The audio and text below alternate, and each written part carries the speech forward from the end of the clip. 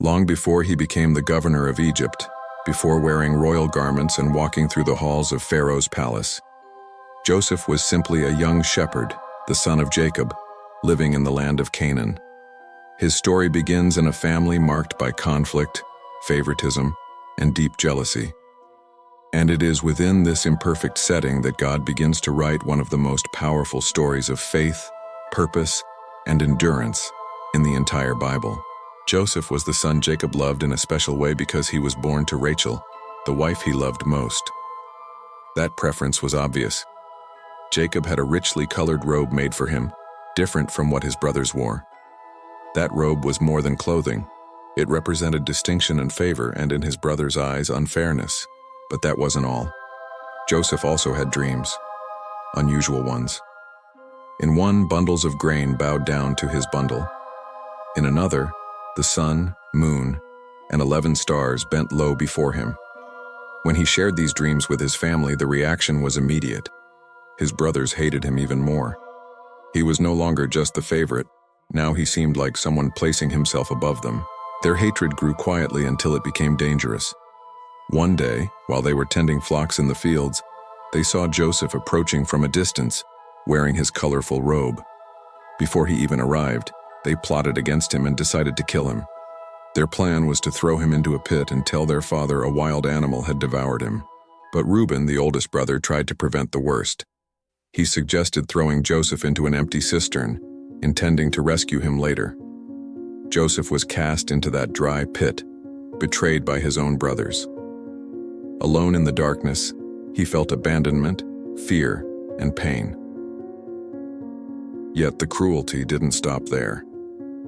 When a caravan of Ishmaelites passed by, they decided to sell him as a slave. For a few pieces of silver, Joseph was handed over to strangers and taken to Egypt. His robe was stained with animal blood and shown to Jacob, who believed his son was dead.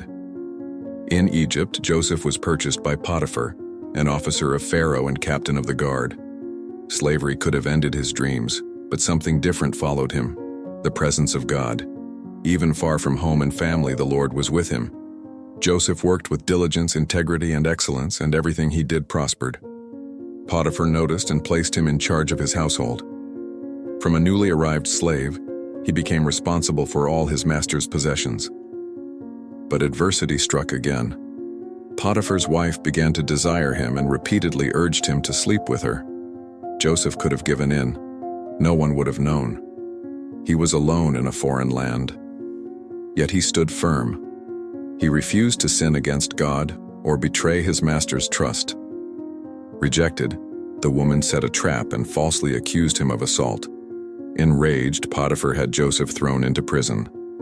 Once again, Joseph lost everything.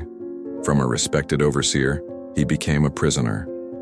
In prison, his life seemed like a chain of injustices. Betrayed, sold, falsely accused, and imprisoned without guilt. Yet even there, God remained with him.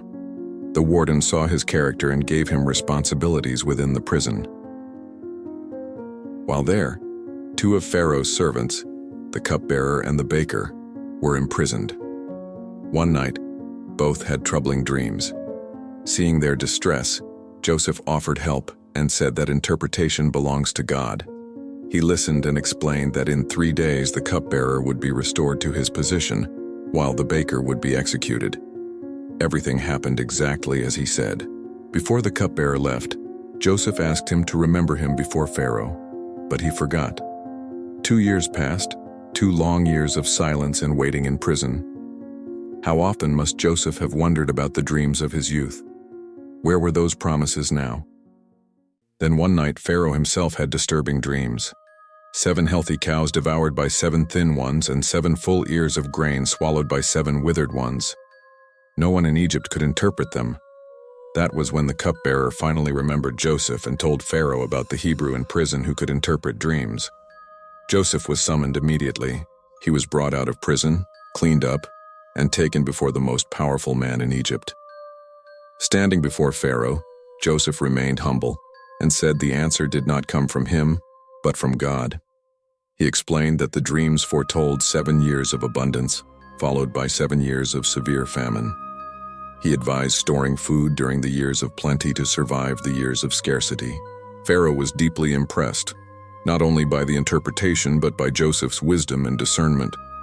He recognized that the Spirit of God was in him. That very day, Joseph was elevated to governor of Egypt, second only to Pharaoh. From prisoner to ruler in a matter of hours, the betrayed young man now managed the most powerful nation of his time. He received a new name, new garments, and authority over the entire land. The 7 years of abundance came, and Joseph organized the storage of grain. Then the famine arrived, not only in Egypt but across the region, including Canaan. The shortage was so severe that people from many lands came to Egypt seeking food. Among them were Joseph's brothers. They did not recognize him, but he recognized them at once. The very men who had once sold him now bowed before him, fulfilling the dreams of his youth. Joseph could have taken revenge.